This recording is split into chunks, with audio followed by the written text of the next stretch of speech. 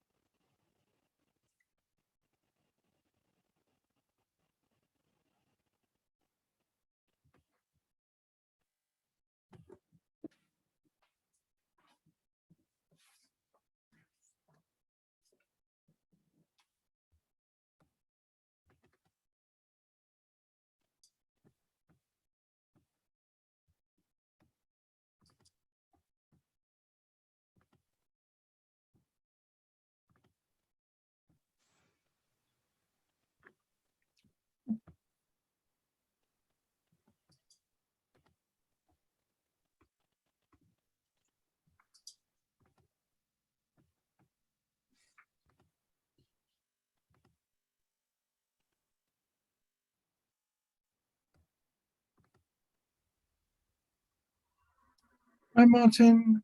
Hi, Nigel. Hi, Anne. That was just me checking that my share screen is working.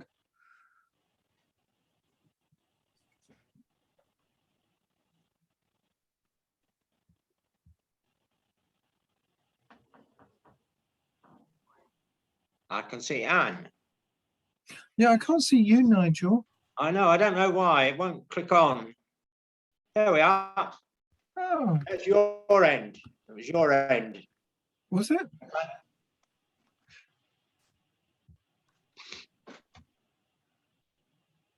One of the things I've got to do is... Oops.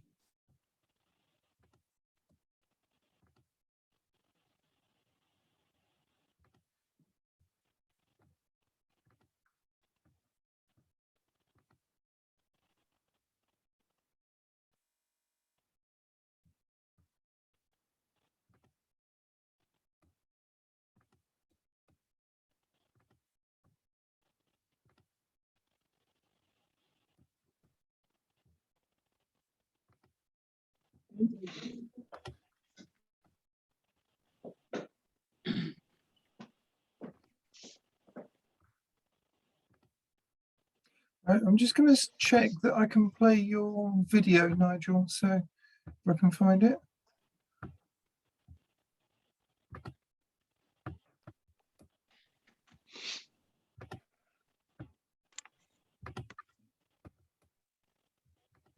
Asserted Lansbury was the most lovable person in politics. Could you hear that? Yes? Good. Yes. You're looking very puzzled, Nigel. Sorry? You're looking very puzzled. Me? Could you hear yourself when I played it just now? Yes. Good.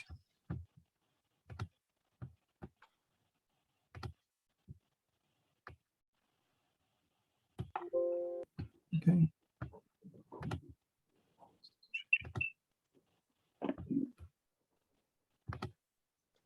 Hi, Keith. Hello. Hi, Keith.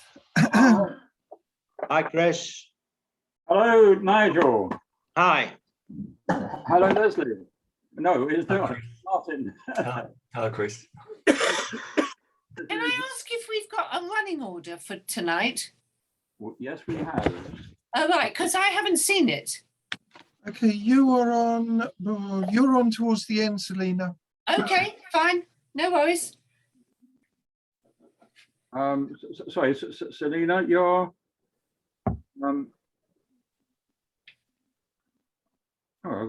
right. Yes, you're number 6. Number 6. Okay. And how many are we in total?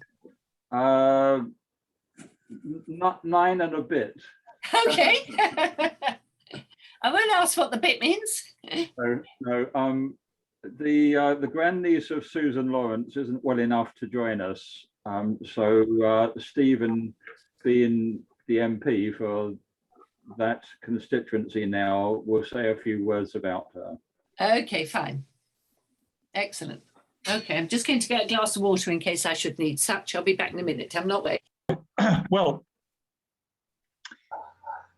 a warm welcome, everybody. Thank you very much for joining us. I'm Stephen Timms. I'm the Member of Parliament for East Ham, one of the trustees of the George Lansbury Memorial Trust, which has organised this series of events this year to mark the centenary of the imprisonment in 1921 of George Lansbury and 30 Poplar councillors for their refusal to impose a punitive. Sorry, Steve. Oh, sorry. Sorry, Stephen. I had to mute everyone to stop that noise. I'll just unmute you so you can carry on talking. I can unmute myself. Yes, great. Carry on. Everyone, Right. If everyone else can remain muted, though, please. So warm welcome to everybody for this this evening's event in the series that the George Lansbury Memorial Trust has organised this year. And I think we are in for a very, very interesting evening. We're looking at who exactly were these councillors who paid such a high price for the stand that they took, and also who changed the rules for the lasting benefit for people living in low-income areas like the one that I represent in Parliament today. And we're doing it, as I think everybody will have gathered, by hearing from the descendants of those councillors. I think it's going to be a fascinating evening. And, you know, one of the points that we wanted to emphasise is that these councillors were ordinary working people who, through their solidarity with one another and with the support of the Labour movement, achieved something remarkable and enduring. And Chris Sumner has provided me with a list of the councillors and their occupations. So I'm just going to read through that so that you get a sense for what all these 30 people were. I'm actually going to read a list of 36 because 6 or 7 of them were not arrested for reasons which I don't think anyone quite knows, but were definitely part of the group. So alphabetically, they were David Adams, who was a docker and went on to be the MP for South Poplar from 1931 to 1942. Albert Baker, who was a railwayman, and we're going to be hearing from his great nephew, Keith Murphy, who's with us this evening. Joseph Banks was a Labour Party agent. Thomas Blacketer, who was an engine driver, he was one of those who was not arrested. George Cressel was the Labour Party secretary. His wife, Nellie Cressel, was very well known as a suffragette, and she was a councillor until 1965. And we are going to be hearing from George and Nellie's great-granddaughter, Erica Bourne, this evening. Albert Easteel, one of those who was not arrested, he was a labourer. We're going to hear from his granddaughter, Christine Sharp, who I can see is with us. Albert Farr was a postman. Benjamin Fleming was a labourer. Thomas Goodway was a postman. Walter Green was a dock labourer. Joseph Hammond, also not arrested, was a railway signalman. Robert Hopwood was an engineer. Peter Hubbard, not arrested, was a corn porter. James Jones was a carman. Thomas Kelly was a grocer. Charles Key was the schoolmaster and was also not arrested. So he was the substitute mayor to begin with, when the actual mayor was carted off to prison. He went on to become the MP for Bow in 1940 to 50.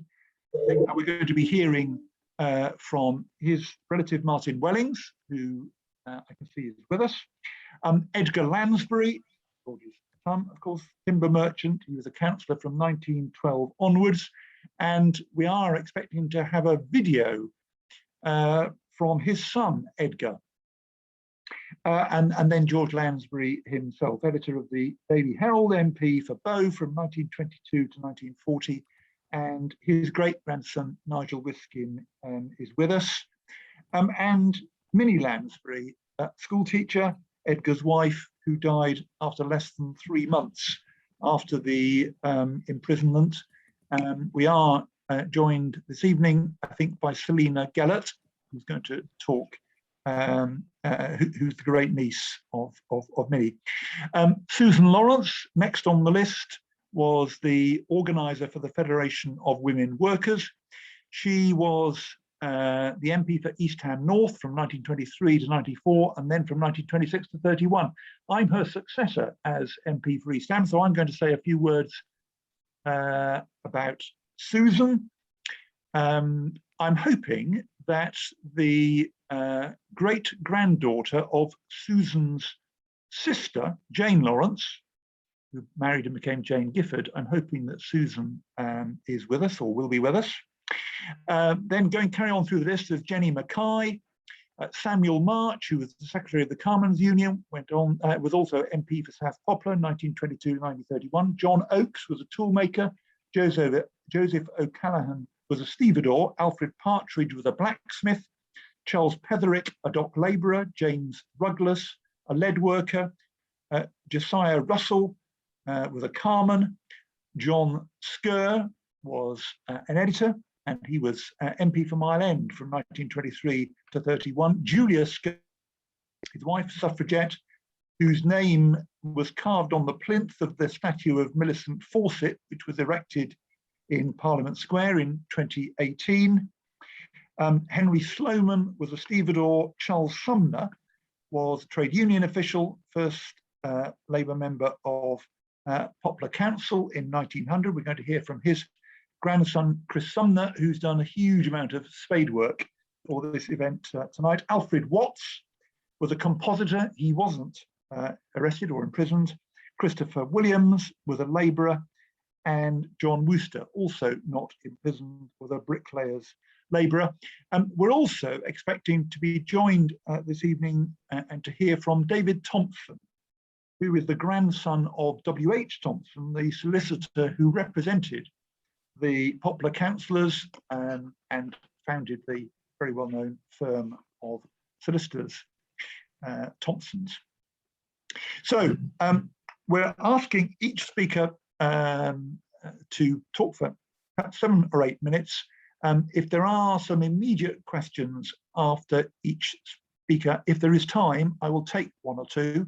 If you can put them in the chat as they occur to you while the speaker is speaking, and then all being well, we will have a bit of time for a wider discussion at the end, but we will finish sharp at 8.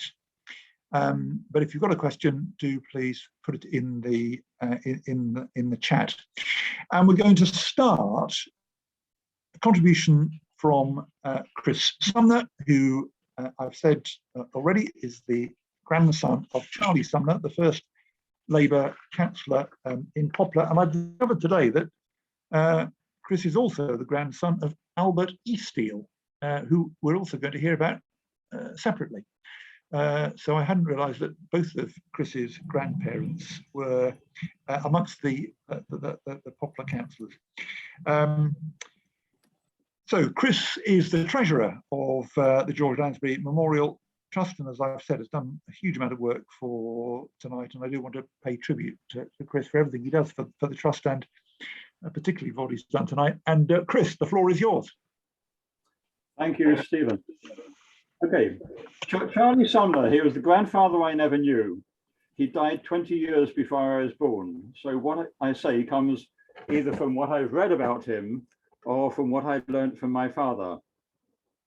Charlie was born in 1867. His father was a blacksmith who'd moved to London from Lancashire. In the 1881 census, Charlie's occupation is stated as a plasterer's boy. He was 14 at the time, but soon after, he was working as a stoker in Pierce's chemical works in South Poplar. In 1889, the Gas Workers Union was formed after a dispute at the nearby Beckton Gasworks. It was soon realized that the atrocious conditions in working conditions in the gasworks were the same as in the chemical industry. And so the union expanded its remit and became the National Union of Gas Workers and General Labourers. And it's now part of the GMB Union. It was under the control and leadership of Will Thorne, who later became a member of Parliament. Charlie quickly became a member of the union and local organiser, and he was member number 1 of East Poplar Branch. Sometime about 1890, Charlie and his brother travelled to Bradford to start a branch of the union there. The employers of Bradford and Leeds took severe anti-union action, blacklisting anyone involved with the union, and Charlie and his brother ran out of money and had to walk back to Poplar. Charlie had joined the Social Democratic Federation, the first UK Socialist Party, which was organised by the flamboyant H.M. Heinemann, and whose members included William Morris, Eleanor Marx, and George Lansbury. And incidentally, Eleanor Marx had taught Will Thorne to read and write. Representing the SDF in 1897, Charlie was elected to the Poplar Board of Works, which was the predecessor of the Borough Council. In 1900, he was elected as the first Labour member of the Poplar Council as it began, and became a member of the Labour Party as that succeeded the SDF. George Lansbury and Sam March joined him on the council in 1903. He stood for election for the London County Council in 1913, and his election address describes him and his running mate as socialist and Labour candidates. That year he failed to get elected, but succeeded in 1919. In the election address, which I mentioned, it's 4 pages of A4. They didn't deal in sound bites in those days. And on the front page, it indicates food for the children every day of the year, and justice and freedom for the working class. And inside there are detailed policies, including an integrated transport system, direct labour, no contracting out from the council, housing, this was long before the Addison Act of 1919 or the more important Wheatley Act of 1924, a minimum wage and equal pay for men and women. Now, whilst Charlie had devoted himself to the union affairs and politics, his wife was very much involved with the suffragette movement. But in 1911, their domestic situation changed dramatically. His sister-in-law died suddenly, leaving her husband with 6 children, one of whom was newly born. Charlie and his wife immediately adopted one of them, and that was my father, who was then 15 months old. Charlie continued his work, but his wife reduced her other commitments considerably. Working as a stoker in a chemical works was severely affecting Charlie's health, and his doctor advised him to change, so he became a full-time union official. Now, the Labour members of the council, very much in minority, had considerable influence. For example, when the council and guardians needed a new orphanage, Instead of building a traditional barrack-like structure in the borough, they bought 100 acres of land in Essex and built the Hutton Training School. This consisted of family units with a house, mother and father, education units, a swimming pool, playing fields and a working farm. Maybe by today's standards, it wouldn't stand scrutiny, but in 1906, it was revolutionary. Some of the buildings are still in use. They also established the Leindon Farm Colony to provide work for some of the long-term unemployed of the borough. And I believe they were also analysing the cause of poverty in the area and working out, one could say, plotting ways this could be ameliorated when they gained, if and when they gained control of the council. So when they did become a majority in 19, they already had ideas what they were going to do. And in 1920 to 21, when the financial matters came to a head, they went ahead and did it. I won't now go into the details of the rate dispute because this has been covered in other sessions and will be mentioned, I think, by other contributors this evening. But I believe that Charlie's time in prison added to his health problems. And George Lansbury has stated that Charlie's life was shortened as a result. In November 1921, Charlie became mayor of Poplar. And my father remembers accompanying him on various official occasions. The first time Dad had travelled in a motor car. During that year, Charlie performed his mayoral duties, including opening the new swimming baths by jumping off the high diving board. But he was not a well man and his health continued to deteriorate. In 1924, he spent some months in the country at a convalescence home set up by the Countess of Warwick for sick trade unionists. The idea was to get people away from the polluted air of London. However, this had no effect and he returned to Poplar and died in 1925. A memorial fund was set up for the support of his widow by the then Mayor of Poplar, Joseph Hammond, plus MPs John Clines, Jack Jones, George Lansbury, Sam March and Will Thorne. Small donations came from all over the country from Labour parties and trade unions. But the largest single donation of £10 came from the Countess of Warwick. That money enabled my father, who was then 15, to start his apprenticeship. And he continued and studied at night school and became a professional engineer. Probably why I became an engineer. So those donations shaped both my father's and my life. Thank you. Thank you, Chris, very much. That was fascinating. I'm going to go straight on, and we're going to hear now, I think, about your other grandfather and his granddaughter. So perhaps somebody's going to explain how you two are related, but we're cousins. Right. Your cousin, Christine Sharp, who's with us, is going to talk about Albert Easteel, who was not imprisoned. Christine.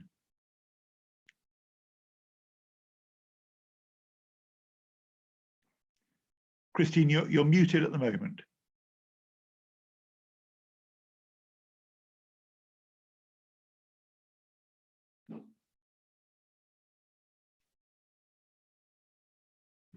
You're still muted, Christine.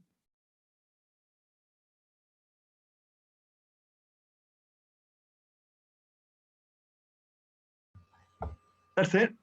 You're there. Right. Thank you. Yes, I am Christopher's cousin. I know him as Christopher, you know him as Chris, but I can't change it now. It's been too long. Our grandfather, Albert Easteel, was obviously grandfather to both of us. On Mr. Summoner's side, yes, and on the mother's side. So my grandfather is known as Pop. He was born in Norfolk, but due to rural poverty, the family moved to London. As a child, he was brought up in politics as his father was a radical liberal. When Albert was 8, he helped his father deliver handbills for the next election. He said he was so proud to find that the man running the whole job was a big strapping man with whiskers who worked down our street in a woodyard and sometimes filled our plan with blocks of wood for our fire at home. This was George Lansbury, who was married to the woodyard owner's daughter. He lived in a flat above the timber warehouse. On bitterly cold winter, he organised a big feed and entertainment for as many children who could fit in the hall on New Year's Day. He had little money, but great persuasive powers, and from the local tradesmen got sufficient food and other things to make it go with a bang, and it did. Great joints of meat were given and baked freely by our local baker. Sweets and cakes were given by others. Bessie Lansbury, George's wife, made huge plum puddings in their kitchen copper. Pop and George's son Edgar remained very close friends until Edgar died of cancer in 1935. The family connection must have remained very close, as George Lansbury is a witness on my mother's marriage certificate. I think possibly the youngest brother was supposed to be, but was too young, but I don't know. So it's quite my claim of fame. Sometimes around 1909, Pop became unemployed and spent several months working on a farm colony and set up with the inspiration of George Lansbury and Joseph Fells, where unemployed men worked the land whilst their families received a living allowance back home. In 1914, he became taken by the talk of war and joined up shortly after the war and became a sergeant. Like others, he served in terrible conditions in the trenches, and this had a disastrous effect on his head. I remember my mother saying... Christine, is it possible for you to be slightly closer to wherever the microphone is? We can hear you, but slightly different. Yeah, that sounds better. Okay. If I speak now, is that clearer? Yeah. Good. Yes, after the war, he came home and he hardly slept a bit, he said. I remember my mother saying, and she would have been about 8 at the time when he came home, that her father woke most nights screaming, "Excuse me, kill the bastards." And he also slept with a gun under his pillow. He was bitter about the way ordinary soldiers were treated and the way the family were treated whilst he was away. At one stage, he was stranded in no man's land and reported missing. The allowance to his family was stopped for several weeks, although he was only missing for 3 days.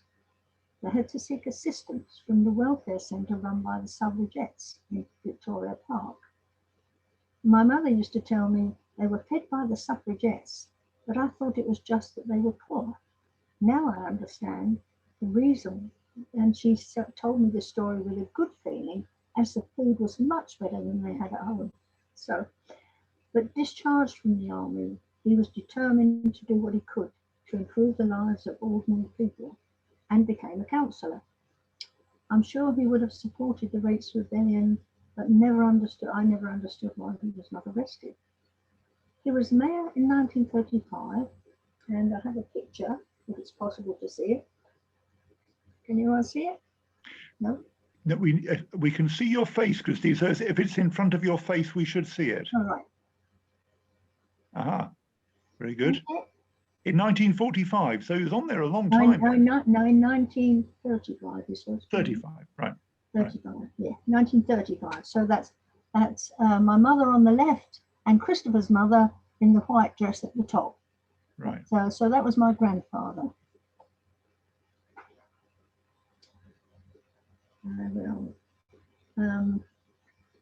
Yes, they were very proud that he became a mayor.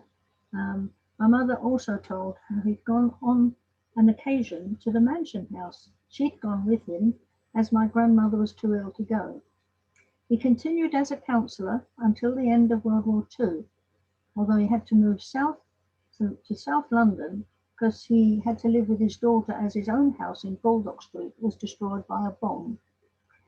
I didn't know him that well. He was just, these things are told to me, but I remember him. I was only about 14 when he died, but I remember him as a quiet, gentle and very kind man. So I can only assume that he must have been firm in his ways because he knew about the bad things that had happened. but he wasn't a riotous sort of person.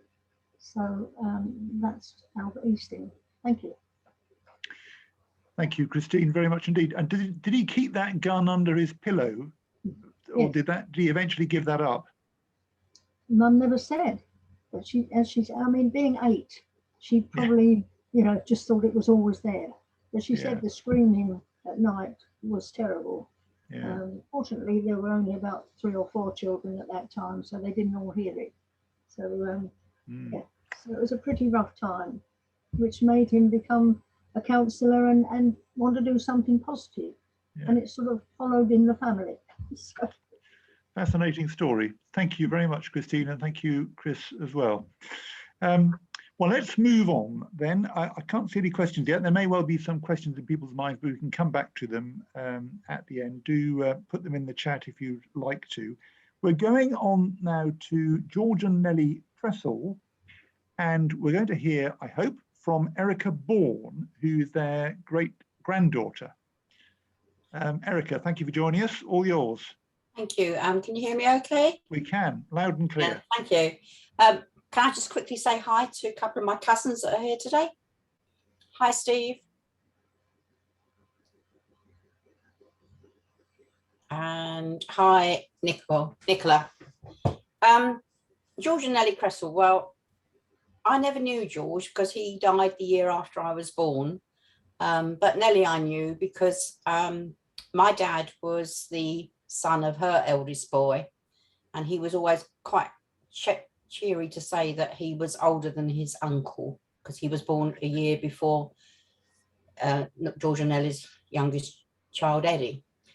Like most London families, we were very close. Christmas, birthdays, any excuse for a celebration, we got together. So I used to go from quite a young age. And then when I started work in London, I used to go once a month to tea. Used to get the tube and go and see her. And so that's when I knew her quite well. What I didn't know, and unfortunately, like a lot of people, until you lose members of your family, you don't really know their history. And of course, I found out so much about her and I was just so proud of her. But I also wanted to know what made them tick, what made these really ordinary working class people give up so much of their lives to do, you know, things for other people. So rather than sit and look at me, I'm hoping it'll work. I've just put a couple of slides together because basically I can't think. I'm going to try to see if it works.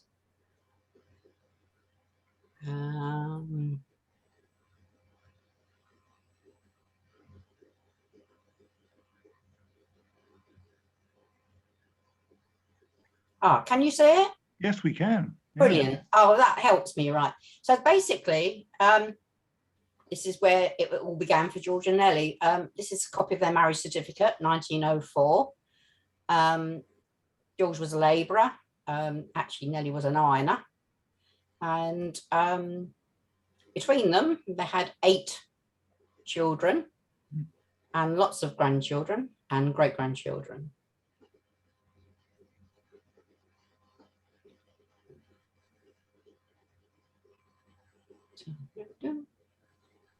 Aha, technical. Right, so this is George and Nellie in their younger days. And George was born in 1880 and Nellie was born in 1882. In 1907, dates and everything. In 1907, Nellie joined the Independent Labour Party and became a suffragette. And she was arrested 6 times for her suffrage activity. She helped organise the feeding of local children during the 1912 dock strike, and in the First World War served on the local food control committee. George was basically George Lansbury's election agent, and I know they're not very good, but that was most what he did. And in 1949, he was awarded an OBE for his services to Poplar and politics. And one of his most treasured memories was being good friends with Clem Attlee. So this is Nellie. She was mayor in 1943 to 1944. And in 1951 and 1953, she spoke at the Labour Party conferences. And you can see the cutting from her 1951 comment. And in 1953, Anura in Bevan, rated her as the best speaker at the event. I mean, she was well into her middle age by then. She was a member of the British Chancellor's Divorce Committee to investigate the dramatic rise in the divorce rate at the end of the World War II. And in 1959, she was made given the freedom of the borough of Poplar. My cousin Jenny has this, I believe, up on her wall, the original one. I have a copy, which I've now passed to my daughter, her great-great-granddaughter. Lily died in 19, so she was 90 when she died. She'd been ill for quite a while. I can remember her funeral because there were so many people there. And yeah, so I don't know what else I can say really. She was a great lady. She was what she would call a Christian socialist, and she was strongly believed in the equal rights of women right from the beginning, and was very family orientated. And to me, she was just great Nan in every way. Thank you. Thank you, Erica. Erica, very much indeed. That was fascinating. To get that accolade from Nye Bevan is quite something. In 1953, so she must have been what, 71 then? Yes, yeah. Born in 1882. 82. Right. Yeah. Very, very interesting. Thank you, Erica. There may well be some points that we'll come back to. Can we ask you to unshare your screen? So that that's it. Wonderful. Thank you. Thank you very much.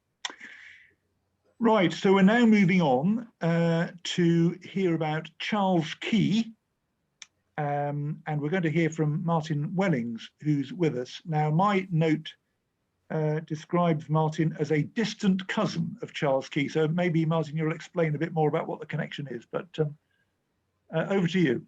Thank you, Stephen. Yeah, I think distant cousin was the conclusion that Chris and I agreed on, because to work out the exact links through the family would have been a bit involved. So it's not as close as the grandchildren and great-grandchildren and great-nephews and nieces that are sharing today.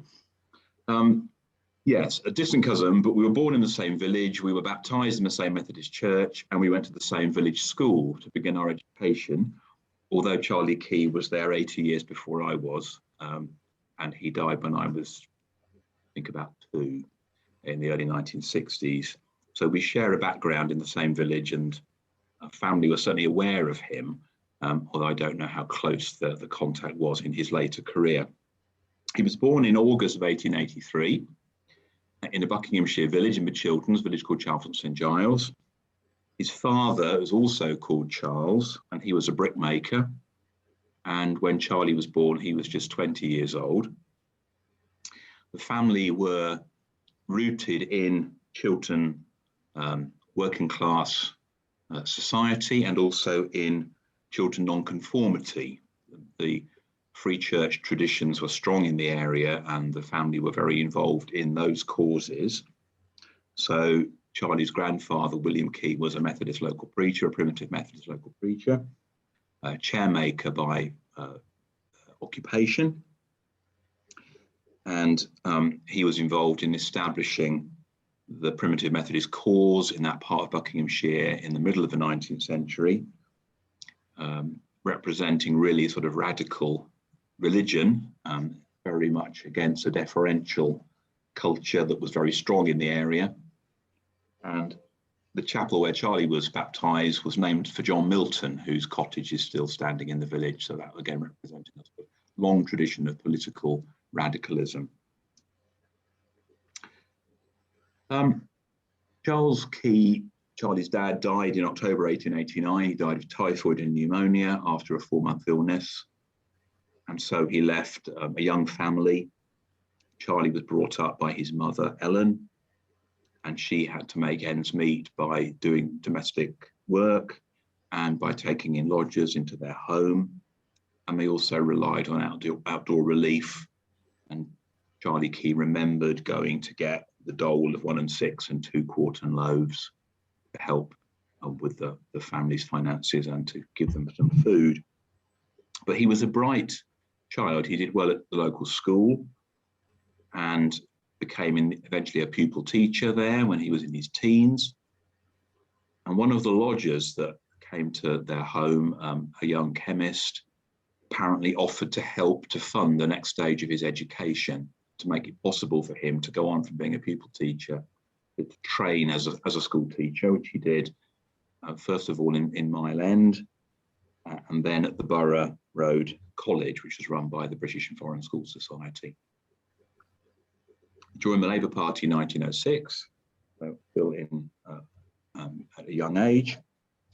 In the First World War, he served in the Royal Garrison Artillery and became a corporal. And in the middle of the war, in April 1917, he married somebody called Florence Adams, and I've got a copy of their wedding certificate, and they were married at St Matthias Church in Canning Town. He was one of those elected to the Poplar Borough Council in 1919. And as you've said, he wasn't imprisoned in 1921, and it's a bit of a mystery to know why that was the case, how it happened that he was not one of those who were rounded up with the others. He was deputy mayor and stepped in to that role while so many of the other councillors were in prison. In the middle of the 1920s, he wrote a little book called Red Poplar, which was about what had happened in the borough and how the Labour Party had made such a difference to the lives of the people in the borough. And he succeeded George Lansbury as MP for Barn Bromley in 1940 and stayed in Parliament until almost his death. He died in 1964 at the age of 81, and he was in Parliament almost until his death. So he had a very long political career, including some junior office in the Attlee government after the war. I'd love to know more about his life in London. I know a little bit about his life in Buckinghamshire as a young person, but his teaching career and his political life after he came to London, I don't know much about at all. So I'd love to know more about it. And if people do know or know of sources where I can find out more, that would be brilliant. So that's Charlie Key. Thank you. Thank you, Martin, very much indeed, and very interesting. Can I just ask you about one detail? You mentioned that he was born into Methodism, primitive Methodism, but he married at St Matthias Church in Canning Town. So do you think that means that in London he wasn't involved in Methodism? I don't know, is the honest answer. I'd love to believe, as a Methodist myself, I'd love to believe that he kept the Methodist connection going and that was part of his political formation as well, but I haven't actually any evidence for that. Right. And I don't know whether the place of the marriage may have been to do with Florence's background. Yeah, that's a good point. Yeah, very interesting. Thank you. Oh, Pippa has a question, I think.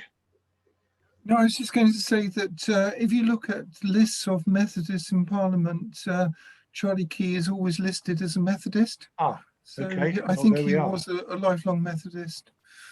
Fine. Well, we've got an answer for Martin's question then. Thank you, Pippa. That's very helpful. Pippa, having written a book on this topic, is well placed to advise us. Good. Okay. Thank you.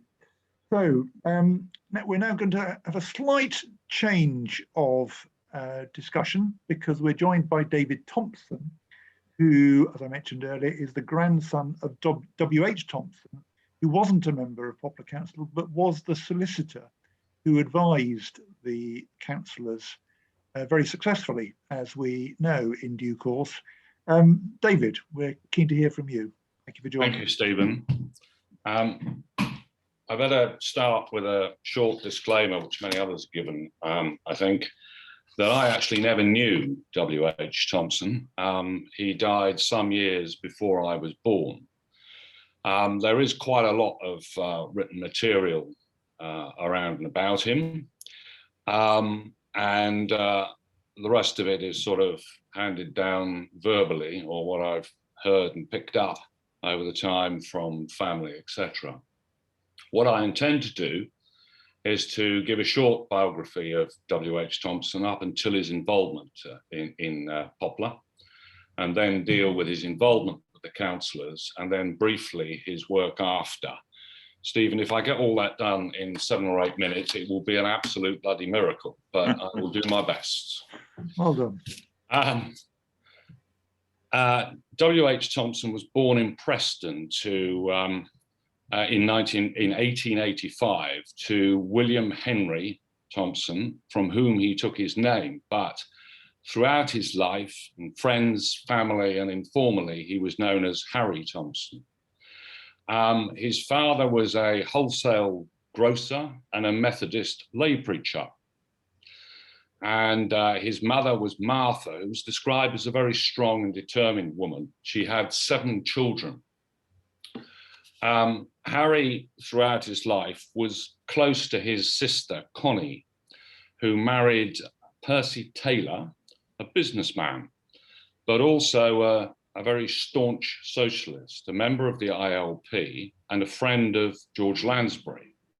And here, I think, becomes the first link that I can see to Poplar through that friendship between Connie and Percy Taylor and George Lansbury. Their son, Alan, became the celebrated historian A.J.P. Taylor, and briefly was articled to W.H. Thompson, but they didn't necessarily get on particularly well. Hence, Taylor went off and became a historian. Harry Thompson went to Preston Grammar School. He was very able and extremely competitive. He enjoyed a lot of sports, and he only gave up cricket because he couldn't bat or bowl all the time.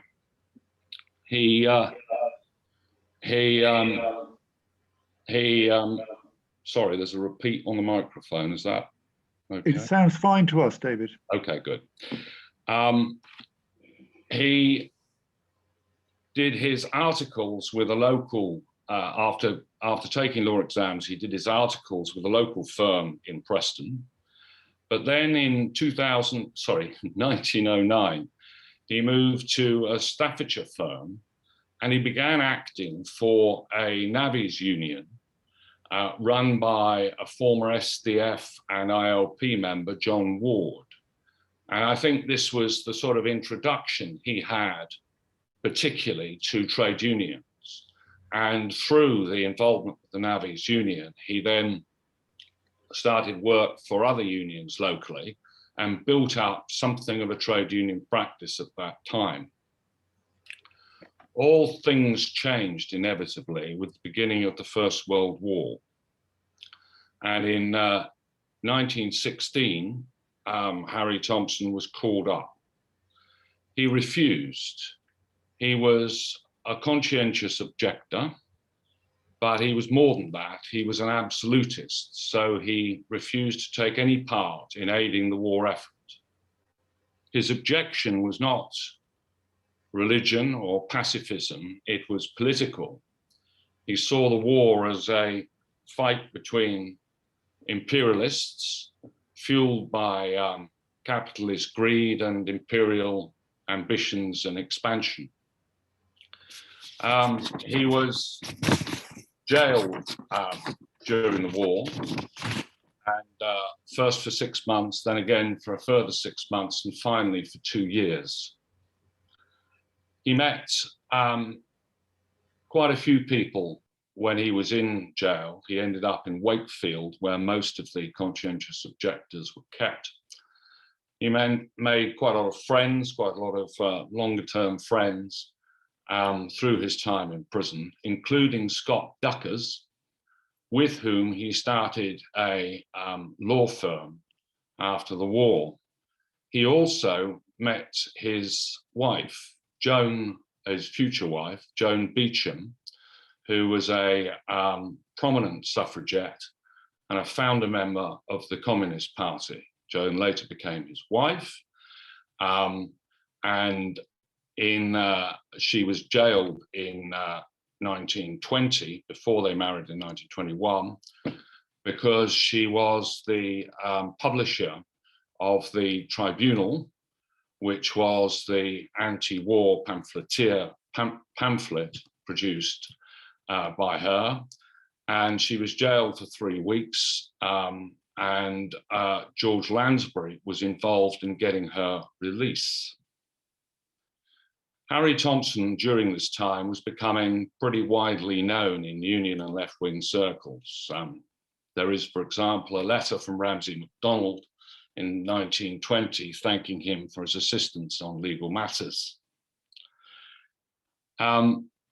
He set up his own firm in 1921 after a dispute with Scott Duckers. Scott Duckers became a Liberal candidate and enjoyed wearing a top hat round the office, but I think there were political differences between them, and it was a fairly acrimonious dispute which led to some litigation. Anyway, Harry Thompson started his own firm in 1921 and had 2 people working with him. This was around the time also when he became the advisor and representative of the Poplar Councillors. Now, most of his work for the councillors was in defending actions brought by wealthy ratepayers, metropolitan authorities. It was defensive. It was about giving the council time to do what they were seeking to do. But it was also, I think, true to say that the councillors were in a comparatively strong position. It wasn't easy to remove elected councillors. I think that position was part of the advice that Thompson gave. And I think it was something that the councillors were able to use. Poplar by then had a Labour majority and was determined to do something about the appalling poverty and conditions that the borough had. And they hit on the tactic of refusing to pay the metropolitan precepts. Now, these were the parts of the rates that covered, for example, the LCC, the Metropolitan Asylums Board, the police, the water, and London-wide services, etc. They made up about, I think it was 1/3, maybe a bit more, others may know more than I about it, of the rate. The LCC and others eventually applied to the High Court for a writ of mandamus. The writ was to get the council to levy and pay the metropolitan rates. Thompson and the legal team's argument, because he used Henry Slessor as what was then a King's Counsel, who was standing counsel to the Labour Party at the time. The argument was that the writ of mandamus was the last resort and that there was an alternative.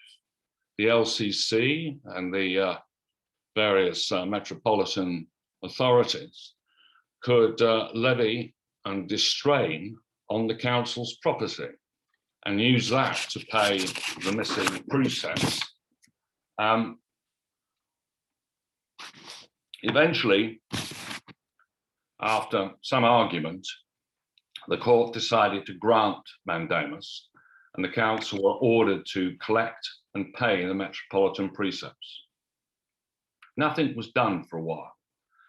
There was much prevarication. The LCC eventually brought contempt proceedings, but the writs were issued inexplicably, missing off some of the councillors, and were directed at the council as a corporate body.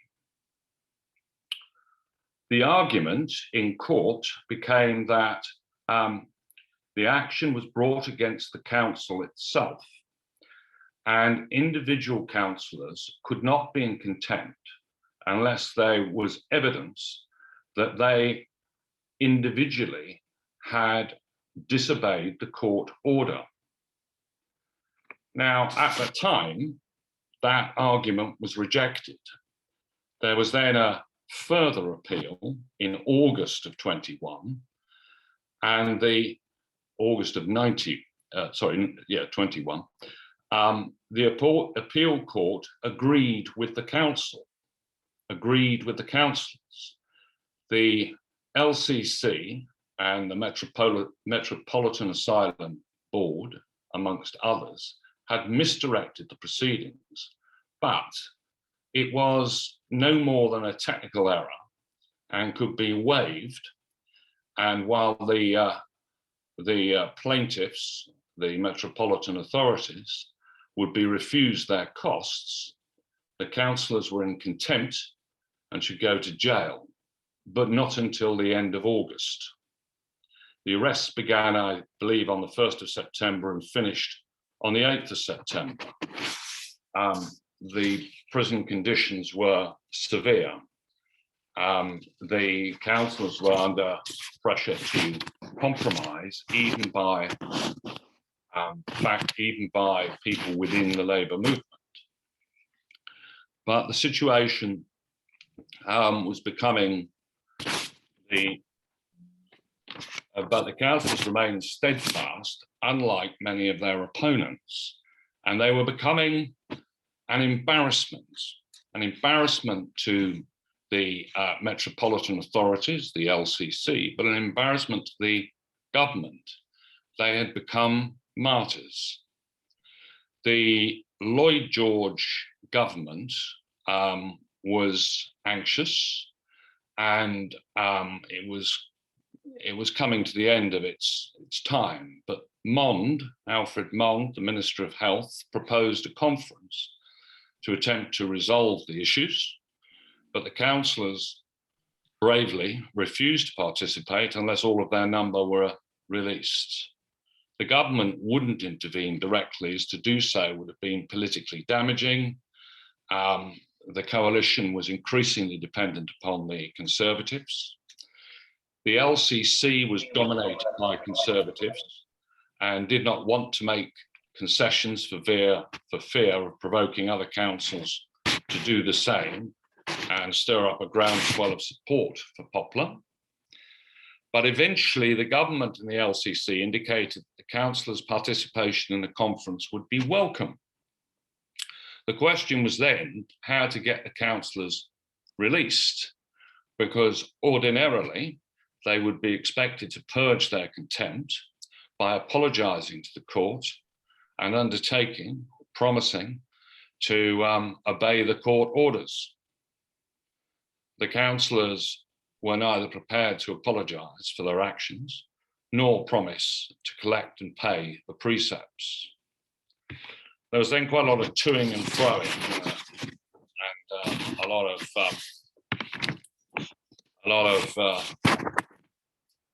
of various suggestions made. Then it was suggested that the LCC and the Metropolitan Asylum Board, the principal plaintiffs, would agree or would indicate that they did not want the councillors to remain in prison. And if the defendants, the councillors, would apologise to the court, then the court might grant their release. So it was then for Harry Thompson with the councillors, to draw up an affidavit which would preserve their position, but give something for the court to use as an excuse for their release. And they came up with this affidavit, which is worth reading because it's quite a historical and important document, I think. So this was an affidavit on the 7th of October 21. We desire to express our profound regret that our action has involved us in disobedience to the court, to the order of the court, and further to disclaim any wish to treat the court otherwise than with the respect due to it. We are very sensible of the consideration already shown to us by both this honourable court and by the Court of Appeal, and we are anxious to disavow any intention whatsoever of contumacy. Now, I had to look that one up, and it's archaic, of course, but it means deliberate refusal to obey a lawful order or whatever. We are informed and believe that a conference of all parties interested is being called by the Minister of Health to consider the admitted financial difficulties of the present financial situation, with a view to arriving at a satisfactory solution of them. We earnestly desire to be present at this conference and to assist to the very best of our ability in putting an end to the unhappy position in which our constituents are placed through economic issues beyond their control. We are hopeful that such a conference will have a successful issue, and no efforts of ours will be spared towards that end. We therefore most earnestly ask that this honourable court will be pleased to release us from our present imprisonment and to grant us an indulgence which we desire emphatically to assure the court will neither be misplaced or abused. Now, that was the affidavit that went to the courts. In it, the councillors neither offered to obey the court nor apologised for disobeying the court. They subtly regretted other things and promised a lot of earnest involvement in the conference, which was to happen. The LCC didn't support their release. They'd offered no apology, no undertaking, but the LCC did say that they would welcome any action that would allow the councillors to participate in a conference.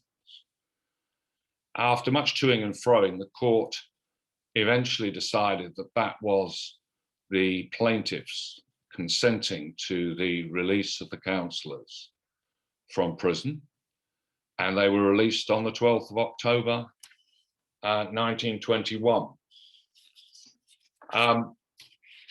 Now, Harry Thompson's involvement with the council didn't end there, because he then went on to do a well-known case, which was Robertson Hopwood, which I won't go into the details of now, because I know I'm going to be running out of time, but essentially was about the auditor surcharging the councillors. And the Metropolis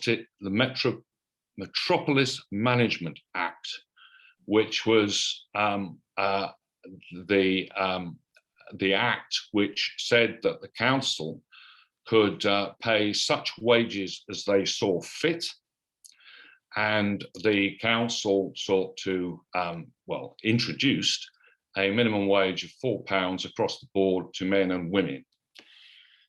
This case became a protracted case and finally finished up in the House of Lords, where the councillors lost 5-0, and the leading judgment included this paragraph.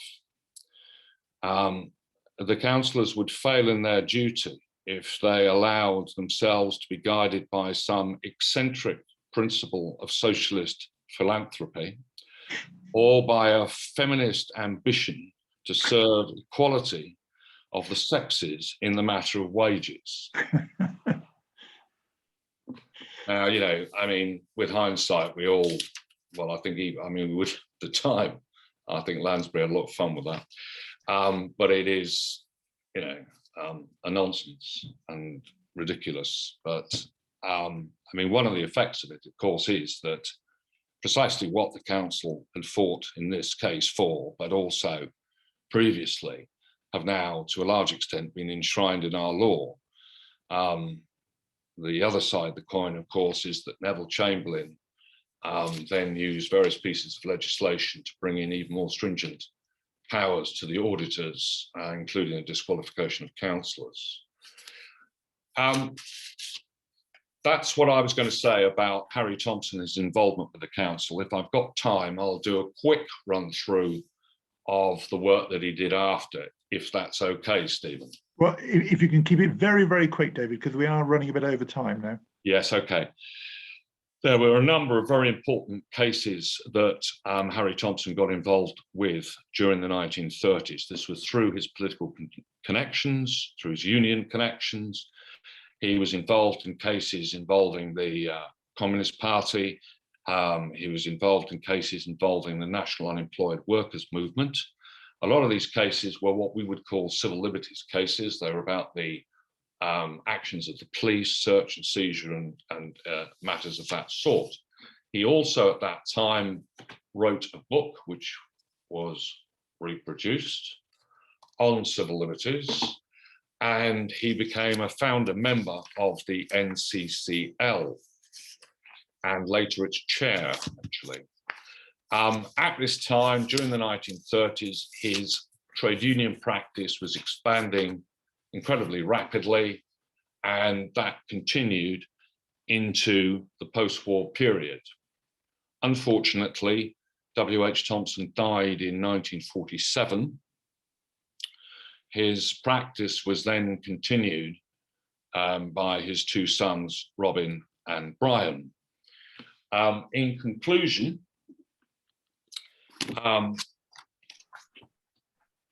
Gary Slapper, a law professor, was asked to name by the Times in, I think it was 2007, the 10 greatest lawyers in history. And it included William Henry Thompson. And the entry is this: a solicitor from Preston, Lancashire, who qualified in 1908, was imprisoned as a conscientious objector and became the country's leading expert on working people's compensation. A supporter of the suffragettes and co-founder of the National Council for Civil Liberties, he established a law firm in 1921 to act for workers. Today, Thompson's is the largest personal injury and employment rights firm in the UK. 50,000 cases being run at any particular time. That, I think, is a fitting tribute to my grandfather. And of course, I very much wish that I'd actually got to meet him. Thanks very much. Thank you, David, very much indeed. And have you worked, do you work in the business? I retired in 2015. From Thompson's? Yes. Right. Well, I did okay, work. So Yeah. It's run in the family then. Thank you. Very interesting indeed. And there may well be some points to put to you later on, but let's move quickly on if we can. We've come now to Minnie Lansbury, who of course was married to Edgar Lansbury, and we're going to hear from Selina Gellert, who's with us, who is Minnie's great niece. Hi, good evening, everybody. I'm going to have a couple of photos to share, which I've kind of cheated. Instead of doing them myself, I'm going to ask Pippa at certain moments to share them with me. Just to remind everybody, if you look at me in speaker view, you'll be in a better position to see the photos when we come to share them. So you should all be on speaker view if you're not already. I'm delighted and honoured to have the opportunity to mark this centenary by sharing some background information about my great-aunt Minnie Lansbury, one of the 3 women councillors. Until a few years ago, my knowledge about her was rather limited to a few anecdotes that her younger sisters used to tell me as a child. However, an amazing woman called Janine Booth wrote a book about the Poplar Rebellion, and this is it. It's called Guilty and Proud of It, and you all ought to know of it if you're interested in the rebellion, if you've never seen it before. And Janine then decided to research Minnie's life, and she wrote a biography of Minnie, and thus we all now know a great deal more about my great aunt than any of us did, and I'm incredibly grateful to her. So my great aunt Minnie, Her parents were Isaac and Hannah Glassman. They were Jewish immigrants who fled their village near Warsaw in the 1880s to escape the pogroms and persecution of the Russian Tsar. Their oldest child was my grandmother, Selina, after whom I am named. And on February 9th, 1889, Minnie was born in the East End in Chicksand Street. She was followed by 3 more daughters and 2 sons. And Isaac worked initially as a boot finisher. The family were extremely poor, but he later progressed and became a coal merchant. And that time, he actually owned his own horse and cart. And if Pippa, you could show the first photo, please. Is the first photo coming up? It might take me a second. I'm just trying to load it, but you carry on. Okay. Carry on talking while I try. All right, I'll carry on talking about Minnie, and then I'll come back and talk about the photo when it loads. Minnie, here it comes. Right, lovely. This photo in the middle is my Aunt Ruth, who is my father's older sister. Minnie is the younger woman with the dog. And the person on the right who's got the arrow beside her, that is my grandmother, Selina. So that's Selina with her daughter Ruth and Minnie, her younger sister. So thank you very much. That's lovely. And we'll have a second one later on. I don't know if you want to leave it like that, or that's lovely. We'll come back later for the second one. Anyway, going back to Minnie, Minnie was able to obtain a full education, which was unusual for girls in those days, thanks to a scholarship at Coburn School in Bow. She then took a teacher's certificate at Goldsmiths College, and after a year of unemployment, she finally got a job as an infant school teacher with a class of 50 children, which was the norm in those days. Women were paid less than their male counterparts, and Minnie took her first foray into politics. She joined the NUT, but despite women members being in the majority in the NUT, they refused to support the motion at the conference she went to for equal pay. And equally, in 1914, that was the year of the conference, they also refused to support the pro-suffrage resolution that she was also part of. I'm sure it's all well known to everybody that Emmeline Pankhurst's daughter Sylvia had set up the branch of the Women's Social and Political Union, the WSPU, in the East End in 1912. And Sylvia, as you know, had become friendly with George Lansbury. The East London women supported mobilisation and popular agitation rather than the more militant actions of Christabel and her supporters. The East London women had set up their own federation because they'd become rather distrustful of the suffrage movement, which had been dominated by the wealthy women who appeared to see votes for ladies as their priorities. The suffragettes felt votes for all women would delay the votes for the ladies that they were counting on. The new East London organisation became the East London Federation of Suffragettes, the ELFS, which was headed by Sylvia with Minnie's involvement. I'd like to just go back in time a moment to 1906. Minnie was then 17 years old, and she met Edgar Lansbury, George's son, 2 years older than her. I have a letter in my possession written by Edgar in the 1920s to Minnie's younger sister, Kate, where he described their early love and their first kiss in Victoria Park. They married on April the 9th, 1914, following which time, Minnie returned to work. Now, teaching was one of the few professions which married women were allowed to do, but in fact, few married women did work. But not only did Minnie continue to work, but she supported other working women over grievances in their working conditions, and she supported other workers who were locked out for refusing to work with men who weren't in a union. When war broke out in 1914, you've already heard about some in the East End who supported the war, and many men enlisted. However, Sylvia Pankhurst and Minnie both opposed the war. Their ELFS decided to continue suffrage campaigning while also helping those who were suffering distress and they also tried to continue to score political points. Many factories unrelated to the war effort were closed to unemployment, food shortages, and high prices.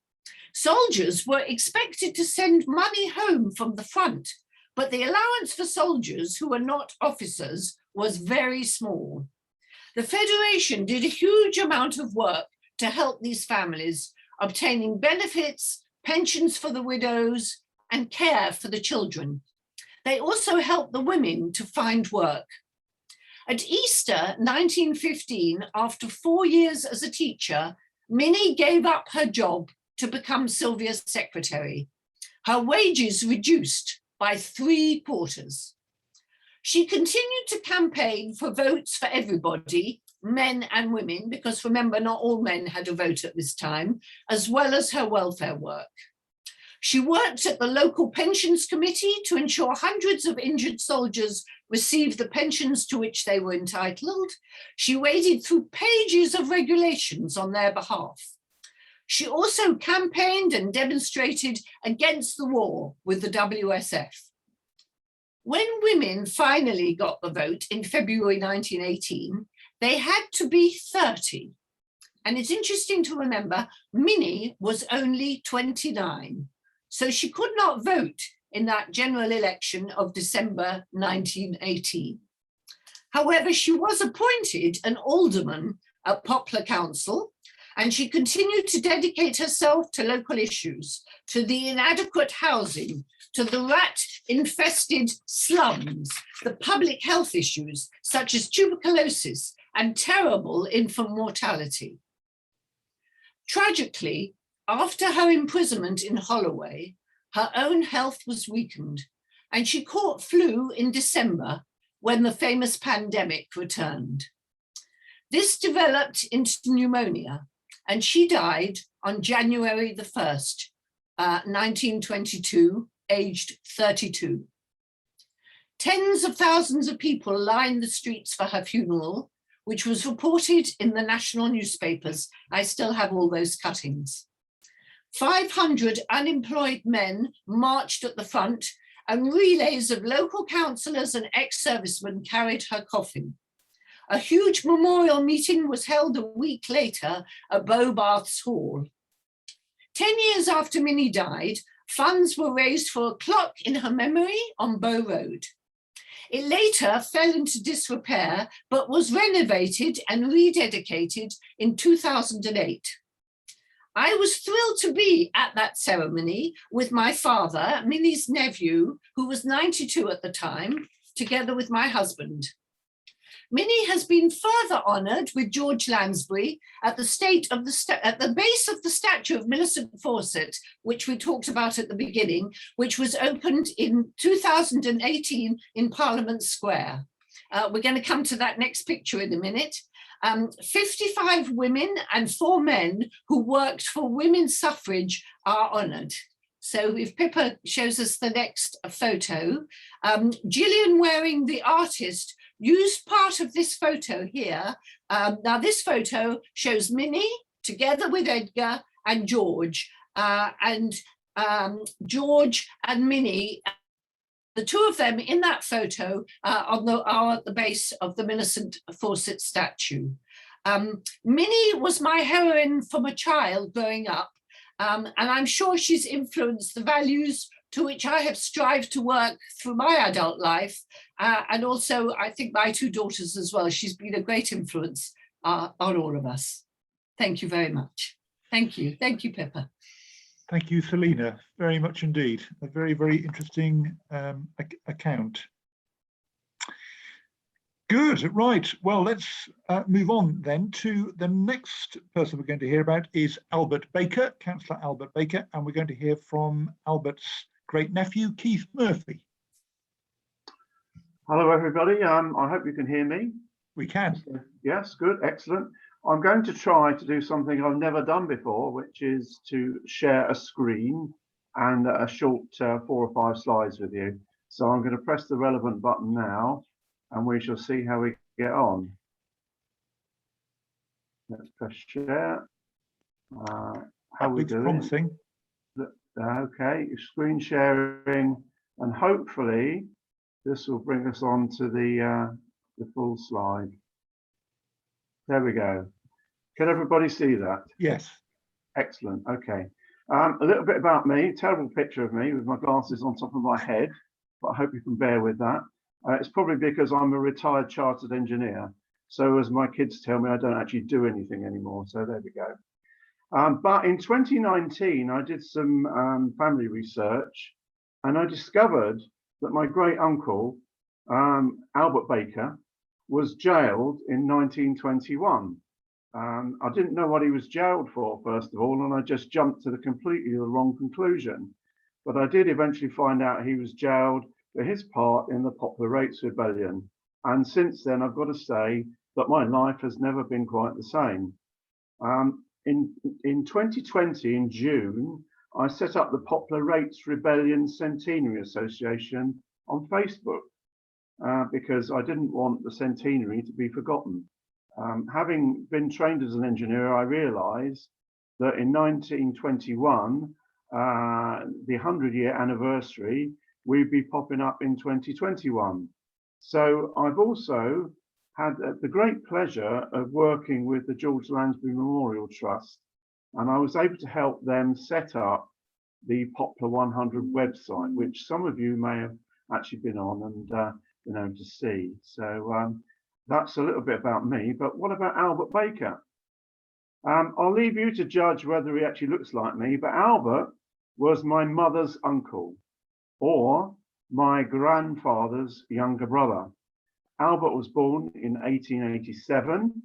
Albert Thomas Baker was his full name, and he had the full treatment at All Saints Poplar. He was christened in 1887.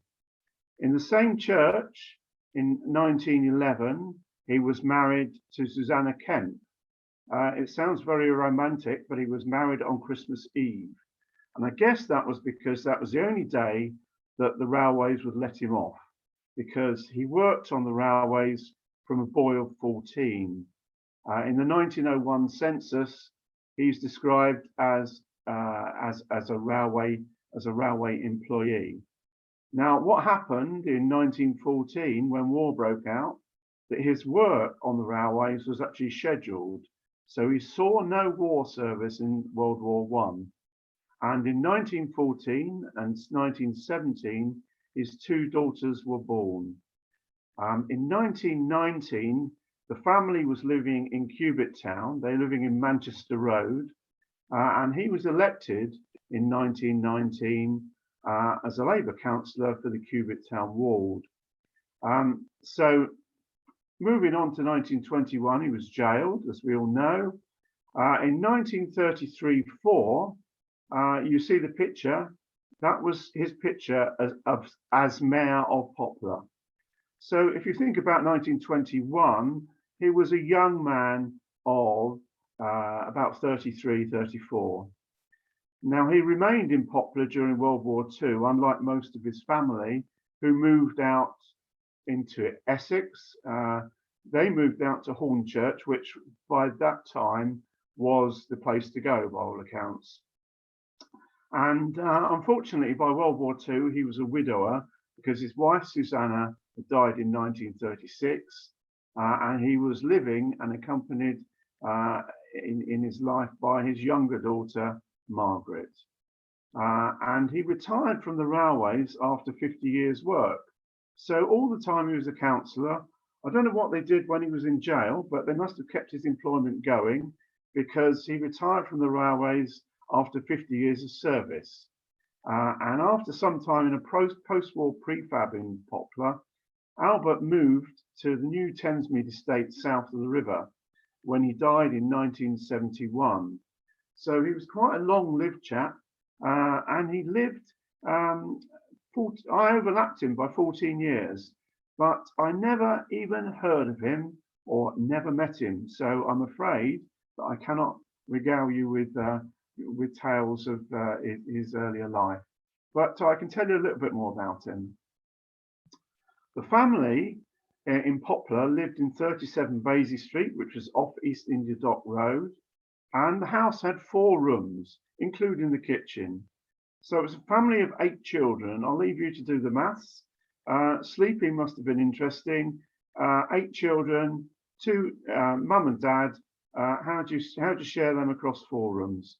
Albert would have definitely known poverty at first hand. He went along with his brothers to the Ricardo Street School, which was later renamed the Susan Lawrence School. Now his 3 brothers, the eldest of whom was my grandfather, all saw war service, and thankfully all survived. I was thinking about that little fact. Many of us are only able to say that we are here because our ancestors actually survived a war of some sort. And I'm here because my grandfather survived, and many of us will be able to say the same thing. His youngest sister likely died of Spanish flu in 1919. But as I said, you can see Albert's little part of the town, little part of Poplar, down in Cubitt Town, right in the south of the borough. Albert's imprisonment in 1921, the picture shows him being arrested, I believe, at George Lansbury's house on Saturday, the 3rd of September. And you can see he's holding his daughters up there. I think the daughters were there for photo opportunities. Albert, and I think probably more particularly George, actually arranged for that to happen. One of Albert's statements that I like is, I found this a statement related to the time just before the march to the High Court. As I started, so I will continue to fight for the rights of the poor of Poplar. And that was reported at the time of the march, as I said. Albert also threw his food out of the prison window. Now I can identify with that. If I don't like food, probably like some of you, but the food I get is nowhere near as bad as the food they have. No compromise was the theme, and one of the statements attributed to Albert: there can be no discussion on the question of compromise whilst they were in prison. Nothing would be discussed until they were together outside. And this no compromise theme led to the creation of the affidavit we've heard about and the subsequent release of the prisoners without purging their contempt of the court. So, Albert, for me, explains an awful lot. He died when I was 14. As I said, I never knew of him and never met him. Unusually, amazingly, my mother never ever mentioned her uncles or aunts. I discovered him only when carrying out family research in 2019, and it took me quite a while to be able to verify this connection was actually true. I have actually managed to trace some of Albert's direct descendants, and the stories that they told me about my grandfather were absolutely the case. So I've been able to verify it through census forms, school records, and, as I say, contact through direct descendants. And discovering a relative like this has been a real pleasure and a privilege. And for me, it also explains an awful lot. So thank you very much, Albert. I appreciate what you've done, and all the best for the centenary. Thank you very much. Thank you, Keith, very much indeed for that very interesting account. Right, well, we're now moving on to another of the councillors. This is Susan Lawrence, who Keith mentioned in passing, or mentioned the school named after her. And I'm doing this not because I'm related to Susan in any way, but as the current MP for East Ham, I am one of her successors. So I think I mentioned that we've heard from the great-granddaughter of Susan's sister Jane, and I'm hoping that that's Susan Coleridge. I'm hoping that Susan is on the call. I can see one name I think might be her, but I'm not quite sure. We can't see her face. But anyway, we're grateful to her for the information that she's provided. She is on the call, I think. Excellent, excellent, good. Well, welcome, Sarah, and thank you for your help in preparing for this. So, Arabella Susan Lawrence, born in 1871, she lived till 1947. She was the daughter of a solicitor, a prosperous family. Jane was another daughter, and Susan studied mathematics at Cambridge University. She was the only one of the Poplar councillors in 1921 to have a university education. She started out as a Conservative. In 1910, she was elected a Conservative member of the London School Board, where she became concerned about the wages and conditions of the school cleaners at the time. She was also elected in the same year, Conservative member of the London County Council. But the following year, I mean, clearly she had a very rapid change of view.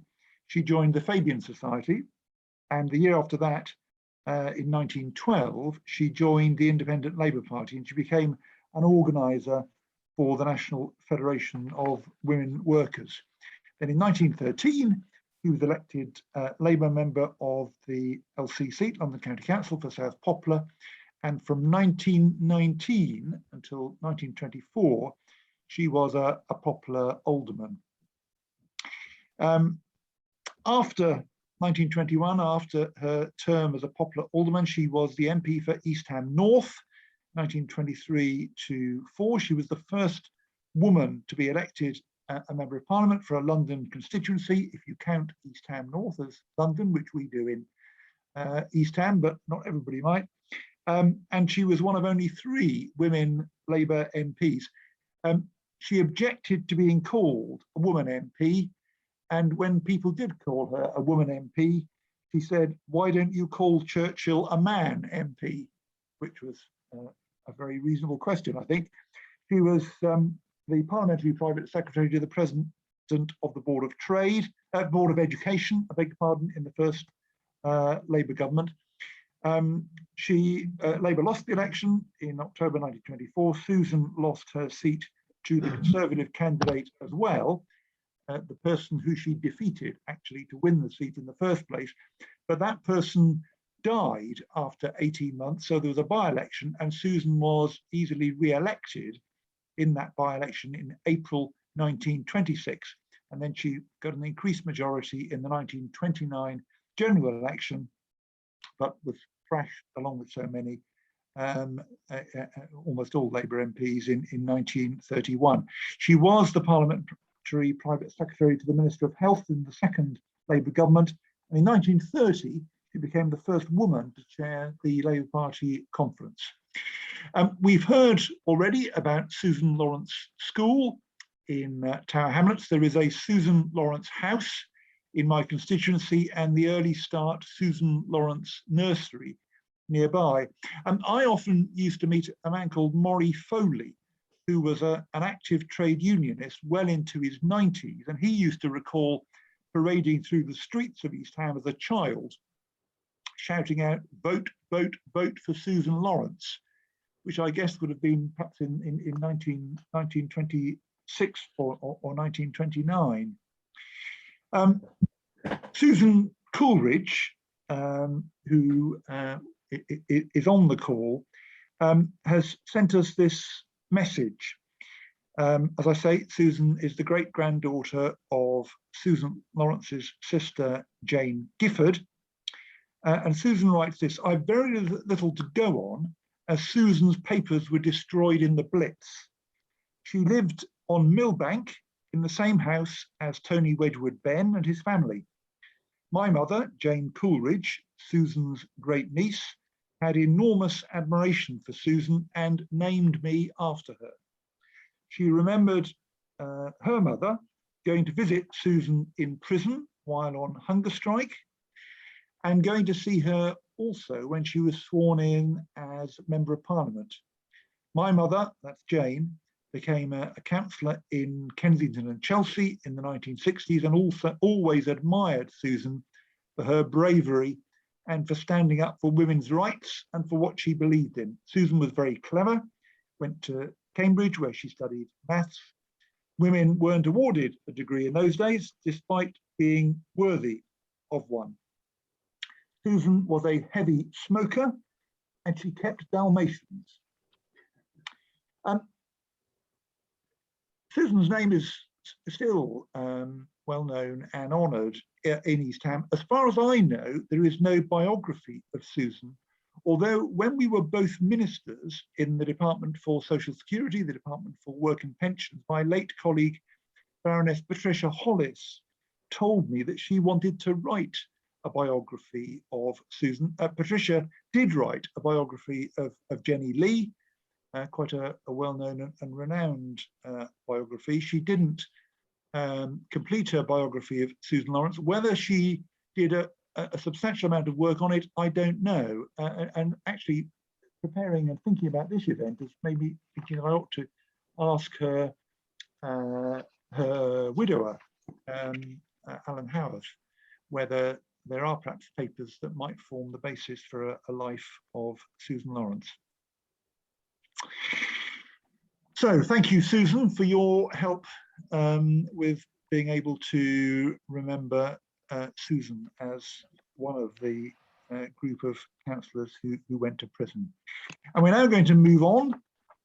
We've thought already a little bit about Edgar Lansbury. You've seen a picture of him. And we are, I hope, going to be able to watch a video about Edgar Lansbury, contributed by his son, also Edgar Lansbury, who I think is in California. I think he lives further east than that. Okay. Even just north of New York City, I think. Right. If I can just say a few words. Chris, yes, I'm sorry. You did say you wanted to say a few words. Yeah. Edgar was George's third son, and as you said, husband of many. He trained for the civil service, but he and his brother took over the run-in of George's timber business when George became Member of Parliament, and then started the Daily Herald. My mother became Edgar's secretary in 1926. Edgar had been a Poplar councillor since 1912. He might have been the offspring of George, who went into full-time politics, but after Minnie died in 1922, he became involved in the divorce of the person who later became his second wife. To protect his father from any embarrassment, he withdrew from politics and sadly died in 1935. Now I'm going to try and show this video in a moment. The video is of Edgar's son, George's grandson, and Edgar is talking about both his grandfather and his father. Edgar is quite old, he's well into his 90s, and his voice is soft, so you may have to turn the sound up to hear him. Right, let's see if I can share a screen. Oh no, how do I get out of that? That's not what I want.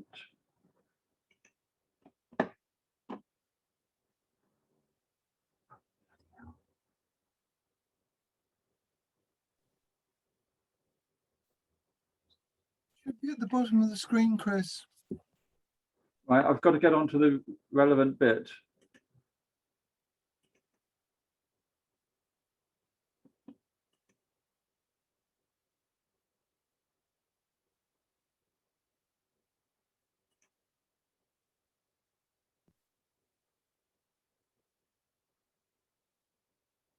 I remember him very well because he would come to see us on Sundays. He'd come and have tea, sit down, and we'd sit on his lap, and we were much. Can you share your screen, Chris? I think I was. No, we can see it over your shoulder in the mirror, but we can't see it on our screen. Also adored him. That's it. That's it. Such a great fellow, tremendous spirit, wonderfully warm, kind of fatherly influence in the family. His appearance, he had side whiskers, and a great sort of Victorian look to him.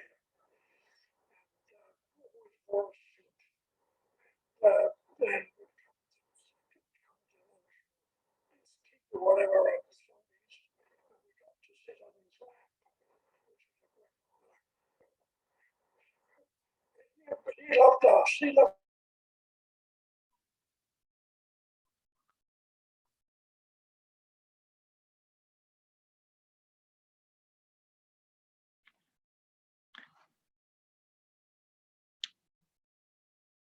I think we've lost that, haven't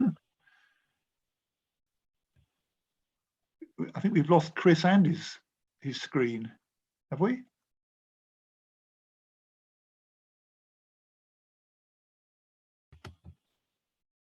Yeah, Chris is frozen too. Maybe we should go on to the final one, Stephen, and then come, which is Nigel's contribution. And I think we back should, to but this if Chris comes back. It's nice to have seen Edgar's son at least, so good.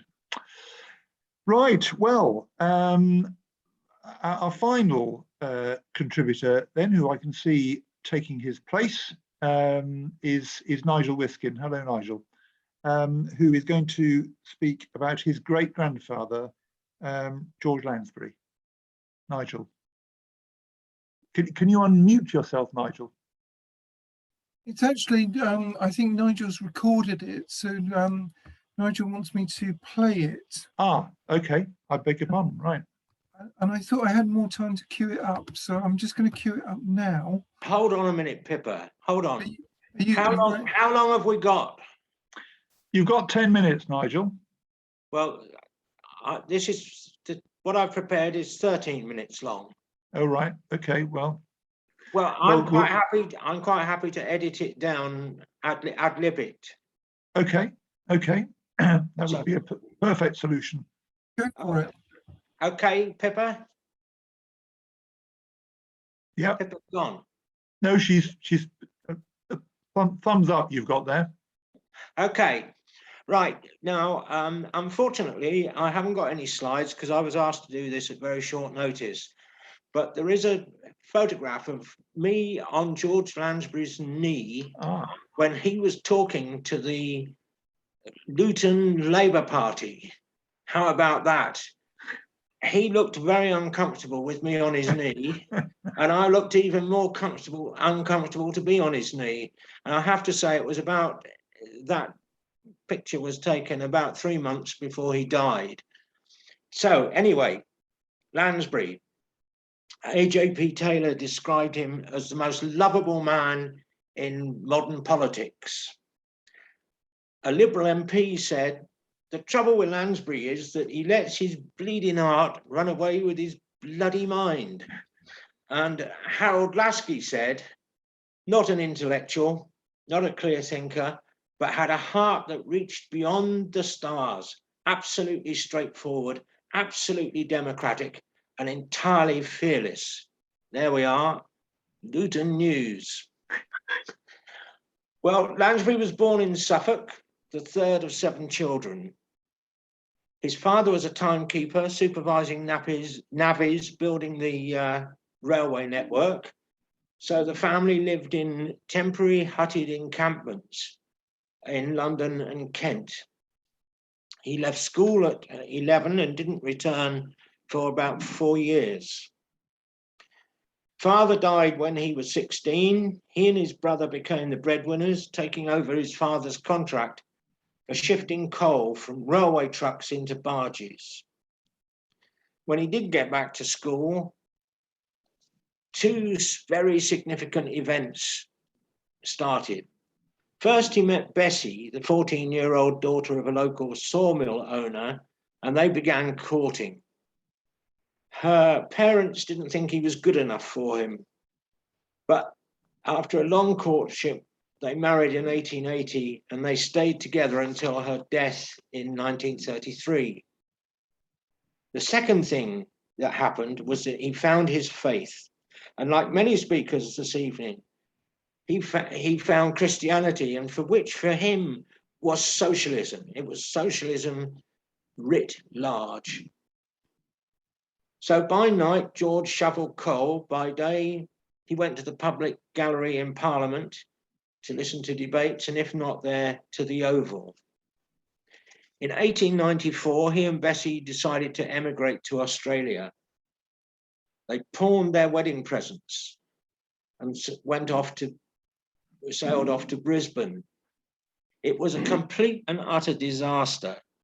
Instead of being a land of promise and opportunity, crowds of unemployed people lined the quayside. It was desperate. No work, the facilities and living conditions were atrocious. Many young women were driven into prostitution. After various jobs and only 18 months, the family returned to England. I came home angry, Lansbury said, a rebel against man-made poverty and destitution. And I came home a feminist. He campaigned on street corners against the swindle that was being practiced on would-be immigrants. And in 1886, government established an information bureau that offered reliable information about jobs in the colonies. This was GL's first political success. Initially, he joined the Liberal Party, where his flair for organisation and public speaking and political nous was recognised. He was electoral agent for Samuel Montague MP, and that was a great success. Montague wanted him to work for £5 a week plus the chance of a parliamentary seat for the Liberals, but GL declined because he was starting to think more like a socialist. He became the political agent for Jane Cobden in the LCC elections of 1889, where 3 women were elected, but the Conservatives challenged their election, and after court cases, the women were deseated, and the Tories took their place. To GL's absolute fury, the Liberal government failed to support a private member's bill to make it possible for women to serve as councillors. Another turning point was his involvement in the dock strike and the gas workers' union. These brought him into contact with emergent socialists. He took up the cause of the 8-hour day with vigour, but by 1890 had fallen out with the Liberal leadership, and he joined the forerunner of the Labour Party, the Social Democratic Federation. In 1899, he was elected to the Poplar Board of Guardians, responsible for the workhouses. He was appalled by the conditions. No need to write abandon hope all ye who enter here, he said. Sick and aged, mentally deficient, children, able-bodied and tramps herded into one building. Paupers wore a hideous uniform of corduroy and blue cloth, no underclothing, either for men or women. He launched a campaign to smash the workhouses and find a solution to the massive unemployment problem. And you've heard about the Guardians acquiring a farm which provided training in horticulture for 200 people.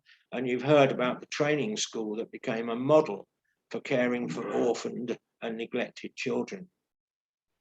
Lansbury was co-signatory of a minority report of the Royal Commission to reform the Poor Law, and that report proposed a totally new national system for dealing with poverty. Eventually, he won a parliamentary seat for the Labour Party in Bromley and Bow. The battle for women's suffrage was raging, and the Lansbury family were deeply involved. I would love to have been at a dinner table in the Lansbury household with some of the great Lansbury women like Dolly Thurtle and Minnie Lansbury arguing the toss over which side they should be on, the suffragettes or the suffrages. Anyway, he was so disgusted with the Labour Party for not supporting women's suffrage that he resigned his seat and fought the by-election on that cause, and of course lost.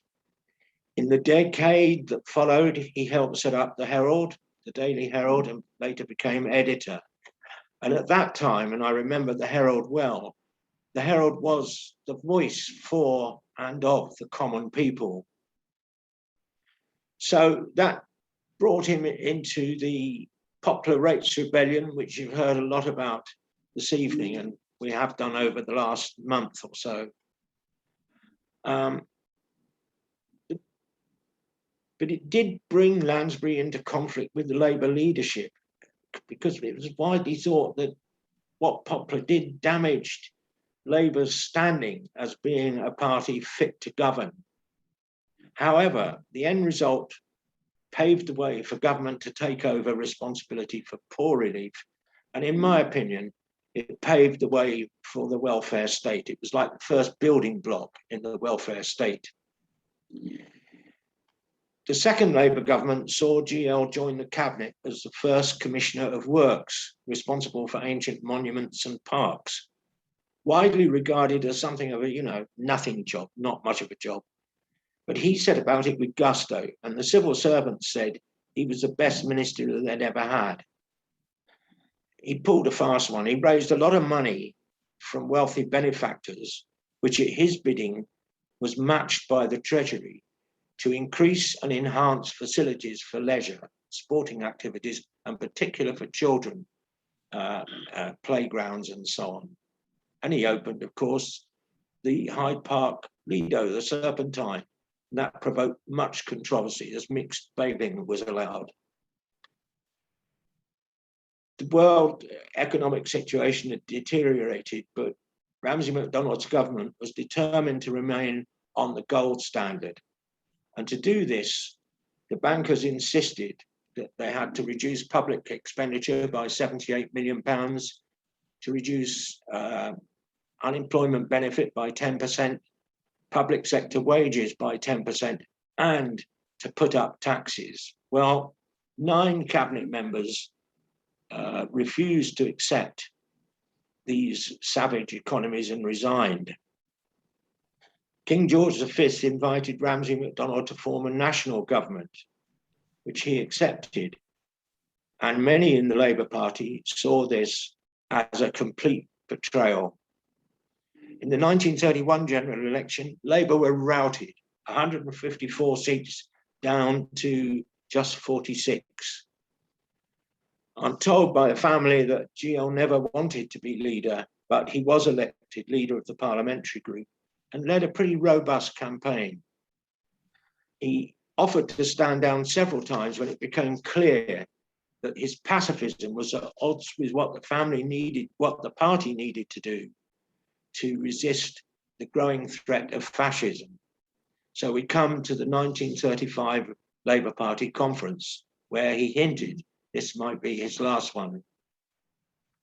Well, Bevin launched, as you know, Ernie Bevin launched into a brutal attack on GL's conflict of loyalties between personal conscience and the party line. It was a betrayal, Bevin asserted, and absolutely wrong to be hawking your conscience from body to body. Lansbury was devastated by this attack, and Clement Attlee was elected soon after. For the next 5 years, GL embarked on a remarkable peace mission that took him to the USA and most of Europe. He met presidents and prime ministers. In the USA, he addressed 27 major city conferences and made a number of broadcasts. In Europe, he met Mussolini twice and Hitler once and proposed a world peace conference. All this was a great strain on the old man's health, and he fell ill and died on May the 7th.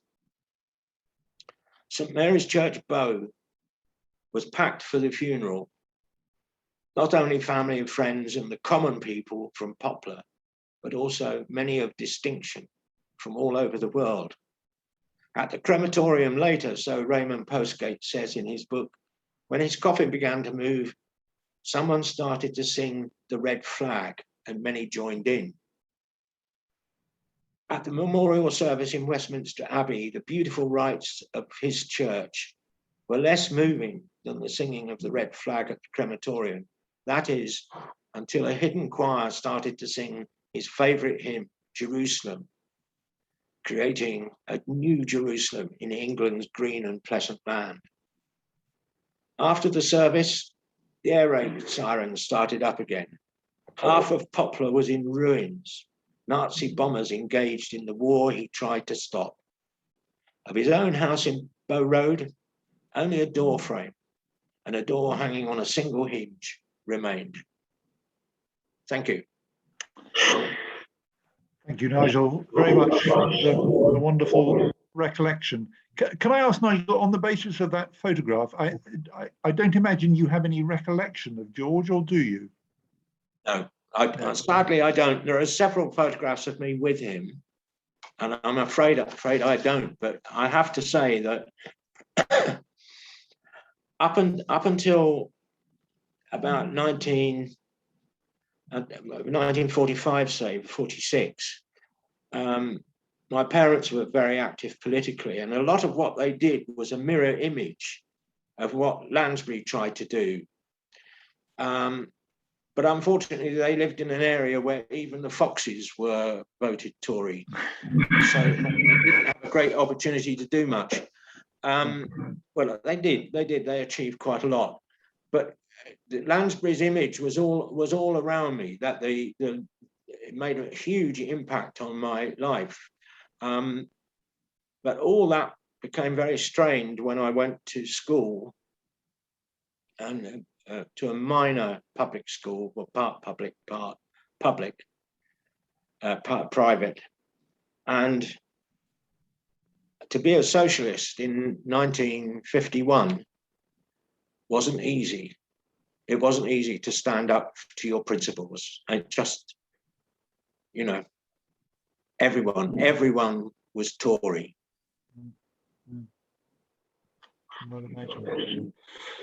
Thank you, Nigel, very much. Can I just pick up one other, I mean, a theme that's occurred quite a lot in the discussion this evening is about the church membership of various of the councils. And I think Erica is still with us. Is that right? Is Erica still here? Erica Bourne? No, we've Yes, lost. I'm here. I am Oh, here. you are there. You are. I beg your pardon. I just, Erica, you mentioned, just in passing, you described Nellie Cressel as a Christian socialist. Yeah. I just wonder I mean, that meant she was a churchgoer, I guess. What would you say was the sort of Christian? Right, I think she felt that Christ was a socialist, and I don't know. Did she go to the same church that George did? You said she worked quite close. I think she was very influenced by George because one Yeah. of her daughters was Bessie. One of her sons was George. Another Right. son's middle name was Keir. So she was these were people that she obviously felt comfortable with and were proud to call her friends. So Yeah. and she was, I mean, I think she was at the front of Minnie Lansbury's funeral cortege, to be honest. Right. I mean, there's a picture of her at the front. So, and I know she was close friends with her. So, yeah. Right. But I think George saw himself as a Christian socialist too. I mean, Yes, I think that was very, very clear in George's case. Yeah. And they did that. I mean, I think she was, and I know she was involved with moral rearmament. She went to Norway and Denmark, but I'm not really sure what they did. Well, look, thank you, Erica, and thank you, everybody. I mean, our time is pretty much up, sadly. I think we could easily have talked for another hour or two, probably, certainly another hour, about all the people we've been discussing. Thank you for the comments in the chat, and I'm sorry I haven't really been able to give. I don't know whether David Lane, you made a couple of comments. I don't know whether you'd in the closing minute whether there's anything you'd particularly want to refer to. I think George Lansbury was an absolute major influence, and my whole family was from the area, and I grew up in the area. And you know, I was brought up on tales of George Lansbury. I said, you know, I got my socialism with my mother's milk, because we didn't get fairy stories when we were kids. We got stories about the Poplar Rebellion, and we got stories about Lansbury, and we got, you know, the whole thing. And then my grandfather, Bob Grenfell, was described by East London Advertiser as Bob the Community Builder, and Bob's Park in Bromley by Bow is named after him. Again, you know, George was such an influence on him in the way he supported and worked within the community. So that whole kind of ethos was there. And if you read George Lansbury's books, you know, that the range of causes he was involved in and the kind of thinking was just so revolutionary and modern. It's astonishing. Yeah. And it's interesting, isn't it, how profoundly influential George is still. Yeah. And you know, that's certainly not the case of every leader of the Labour Party, but it is true of George. And this remarkable group of people he had around him as councillors. So thank you everybody very much indeed, everyone who's contributed. Thank you to everyone who's stuck with us for the whole of the 2 hours. Sorry again, we haven't had very much time for discussion. I'm pleased that Chris Sumner has been able to rejoin us. My apologies for losing half of the video. I just don't know what went wrong. But there we go. Well, we had the chance to see Edgar at least, and to listen to the beginning of what he was saying. So thank you for organising that for us. And it is now 8 o'clock. I promised we'd finish at 8. So thank you all very much indeed. And you know, I'm sure we could do much more of this. Perhaps we'll have the chance to do so on another occasion. Thank you, everybody, and good night. Good night. Good night, all. Cheers. Thanks Good very night. much, Stephen, for chairing it so well. Yes. Good night, all. Thank you, Pippa. Thank you, everyone.